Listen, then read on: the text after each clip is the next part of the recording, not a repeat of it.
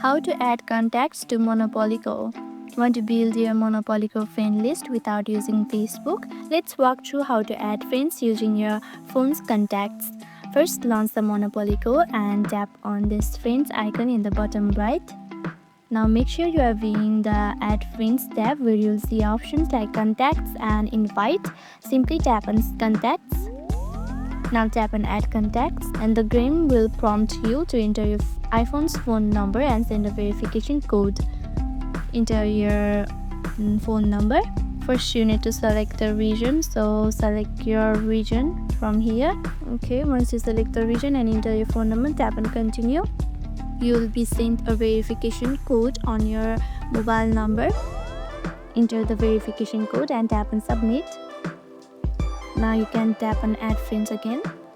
Tap on Continue. In this way you will see your contacts right here. You can tap on Select Contacts. Once the permissions are granted, you will see contacts who already have the game. Just tap Add to send friend request, and that's it. That's how to connect with iPhone's contacts on Monopoly Go. If this helped, tap like, subscribe and drop a comment with how many dice rolls you got. Thanks for watching.